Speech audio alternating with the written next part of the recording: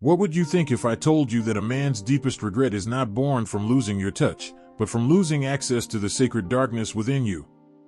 Then his eternal desire awakens not when you chase, but when you retreat into the untamed caverns of your own soul? Most women spend lifetimes begging for scraps of attention, unaware that true power lies in the very shadows they've been taught to fear. The dark feminine is not cruelty, it is the unapologetic reclaiming of your primordial essence. She is the storm that purifies, the silence that terrifies, the void where a man confronts his own fractured ego. She does not negotiate. She transforms. In Jung's cosmology, this darkness is the anima, the unconscious feminine force that haunts every man's psyche, a ghost he both craves and flees. When you embody her, you become a mirror to his unresolved shadow, the cowardice he disguises as strength, the longing he calls indifference. Modern psychology obsesses over healing this darkness, but ancient Stoics like Seneca knew its necessity. We suffer more in imagination than in reality, he wrote. Your retreat into stillness forces him to face his own imagined suffering, the stories he tells himself about control, worthiness, and the lie of his invulnerability. Detachment is not indifference. It is the sword that severs his projections from your truth. Consider the first ritual, the art of sacred withdrawal. This is not the petty silence of punishment, but the thunderous quiet of a woman who has touched her own depths. When you withdraw your energy, your validation, your anxious fixes, you create a vacuum. Nature abhors emptiness, and so does the masculine psyche. In that void, his ego starves. He spins narratives. Did she abandon me? Was I inadequate? But beneath the noise, something older stirs. Jung called it the collective unconscious. The Stoics named it amor fati, the love of one's fate. Your absence becomes the catalyst for his descent. He remembers the women he failed, the love he weaponized, the vulnerability he suffocated. Regret is not guilt, it is the dawning realization that he traded authenticity for control. And you? You are elsewhere. Tendering the gardens of your spirit, where Epictetus whispers, no man is free who is not master of himself. This ritual demands brutal self-honesty. Why do you fear the dark? Is it the childhood trauma that taught you love must be earned through diminishment? The societal script that calls a woman cold when she chooses herself? Your withdrawal is alchemy. It transmutes his regret into fuel for your rebirth. Marcus Aurelius wrote of the inner citadel, a fortress no external chaos can penetrate. Build yours in the quiet.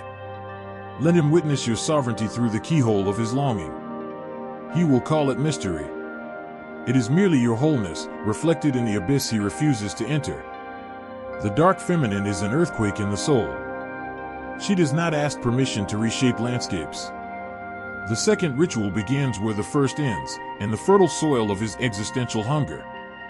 The practice of soul starvation. Not of your spirit, but of his parasitic reliance on your light. Modern attachment theory calls this anxious avoidant dance a trauma bond. Jung named it the projection of the anima, the man grafting his unmet soul longings onto your flesh. You are not his salvation. You are the black moon that reveals his inner desolation. Starve his dependence not with cruelty, but with the terrifying generosity of absence. Seneca saw truth in austerity.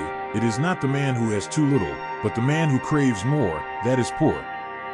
Let him confront the poverty of his own psyche. When you cease feeding his ego, with validation, sex on demand, or emotional labor, you force him to digest his own shadow. This is sacred deprivation. His mind will revolt. He may rage, bargain, or perform hollow gestures of change. These are death throes of the old self. Observe with detached compassion, as Marcus Aurelius observed Rome's chaos, the soul becomes dyed with the color of its thoughts. His reactions paint a self-portrait of unresolved wounds. Your silence becomes the canvas where he finally sees his reflection. The boy who learned love was transactional, the man who confuses control with devotion, the hollow king ruling a collapsing inner kingdom. Here, the dark feminine wields time as a blade. Not waiting for him, but beyond him. While he drowns in the shallow waters of regret, why did I take her? Why didn't I fight? You are diving deeper into your own ocean. Jung's individuation demands this, separating yourself from his unconscious projections. You are no longer Persephone in his underworld, you are Hecate at the crossroads, holding the torch that illuminates both your wisdom and his desolation. This ritual exposes the lie of fixing him. As Epictetus warned, you are not your body, you are your choices. His redemption is not your burden. And then, the alchemy. In the vacuum of your unoccupied energy, his deepest regret crystallizes. Not for losing you, but for losing the chance to witness his own potential greatness beside you. This is the eternal desire Jung saw in the anima archetype, the craving for the feminine not as a mirror, but as a threshold to his own wholeness. Your detachment forces his hand, evolve or repeat. Modern psychology's trauma loops shatter here. No more codependent tango. Only the raw, unmediated truth of who he is when the performance ends. But caution, this ritual is not for the uninitiated. It demands you face your own shadow, the wounded healer who confuses empathy with absorption, the martyr who wears sacrifice as armor. The dark feminine devours self-betrayal. She thrives only when you answer Jung's most terrifying question, what if I am everything I've been running from? The third ritual is an act of holy violence, sovereign reclamation. Not of him, but of every fractured piece of yourself you sacrificed at love's false altar. This is where dark femininity transcends reaction and becomes revolution. Jung understood that the shadow is not the enemy, it is exiled power waiting to be integrated. Here, you cease negotiating with his potential and resurrect your forgotten wholeness. You become both the fire and the phoenix. Begin in the ruins. Gather the artifacts of your self-betrayal, the texts you overanalyzed, the apologies you crafted for his wounds, the silence you wore as armor against his indifference. Lay them at the threshold of your inner temple. Then, burn them. Not in rage, but in sacred ceremony. As the flames consume these relics, Marcus Aurelius' truth echoes, the soul is dyed by the color of its thoughts.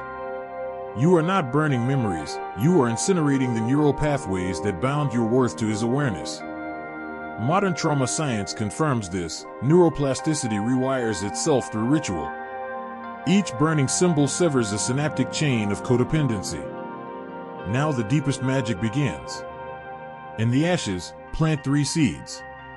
The seed of unfiltered truth. Your desires are not negotiable. Your boundaries are not apologies. The seed of erotic autonomy. Your pleasure is not currency. Your body is not a bridge to his redemption. The seed of sovereign time. Your life force is not his emergency exit from loneliness. Water them with the very tears you once shed for his potential. This is Jung's individuation made visceral, the reintegration of your animus, inner masculine, as protector, not persecutor. Your animus now stands guard at the gates of your spirit, sword gleaming with stoic resolve. Epictetus whispers, first say to yourself what you would be, then do what you have to do. His regret deepens here, not as guilt, but as grief. He senses the tectonic shift. The woman who once orbitated his emotional black hole now generates her own gravity. He watches, stunned, as you laugh with unborrowed lightness. Create without seeking his validation.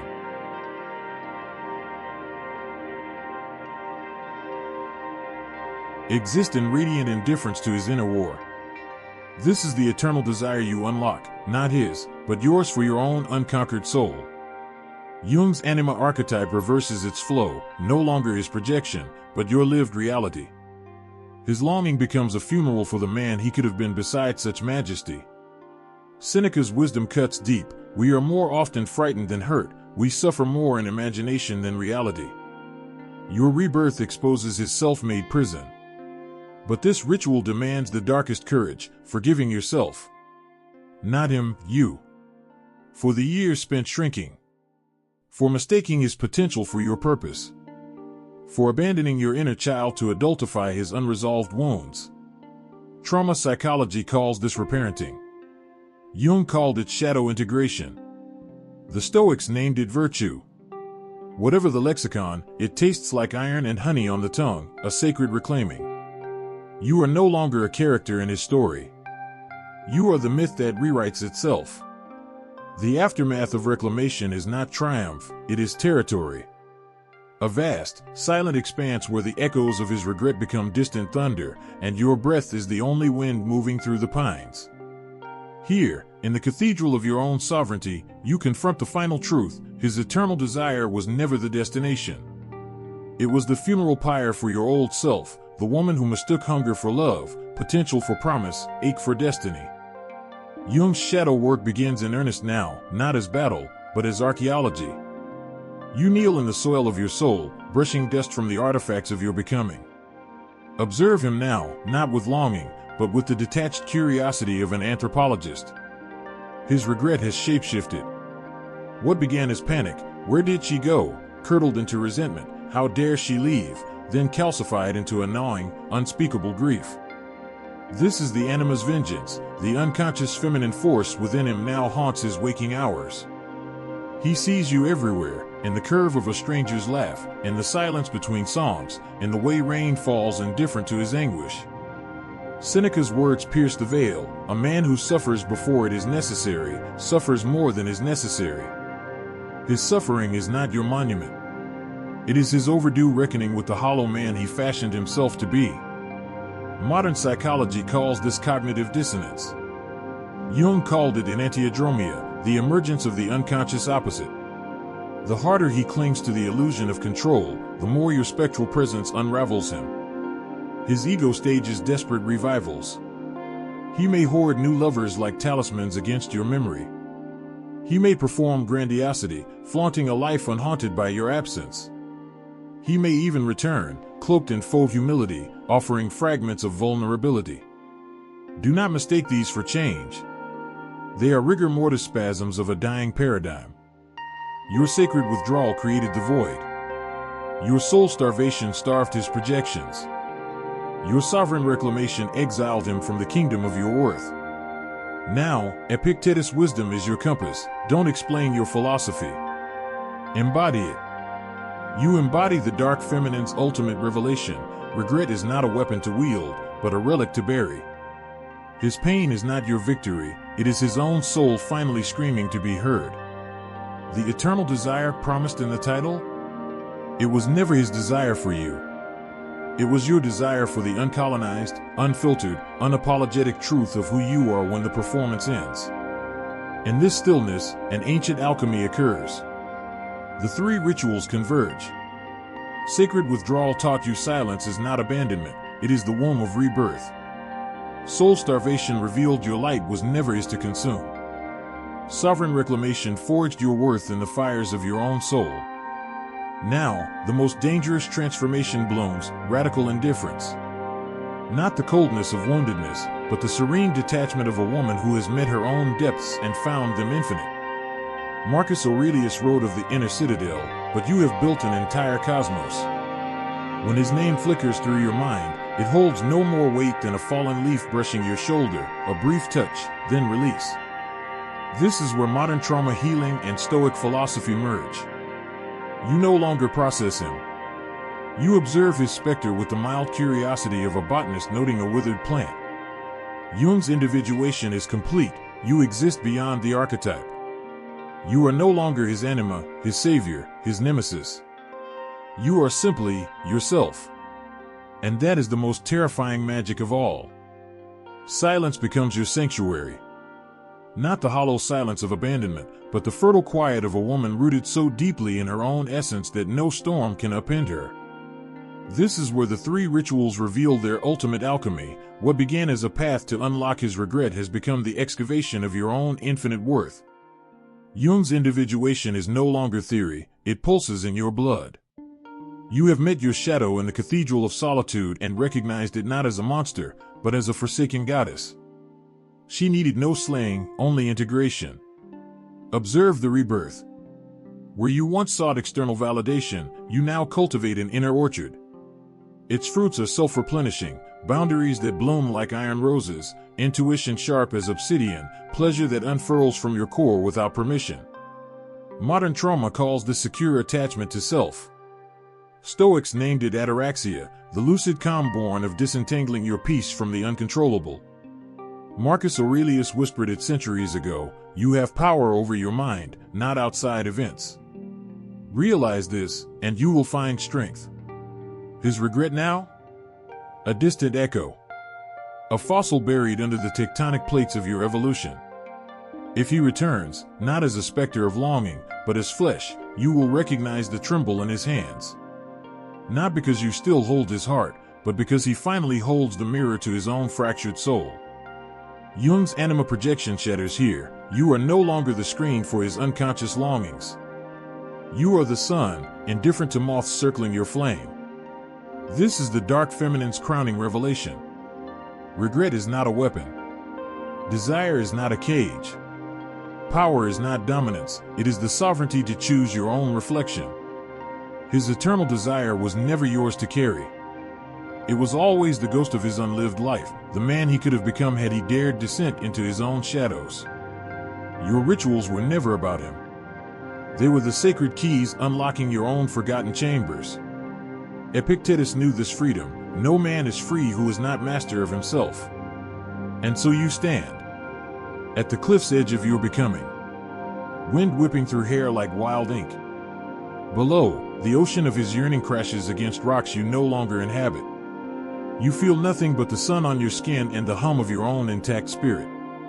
Trauma's chains have melted. The archetypes have dissolved.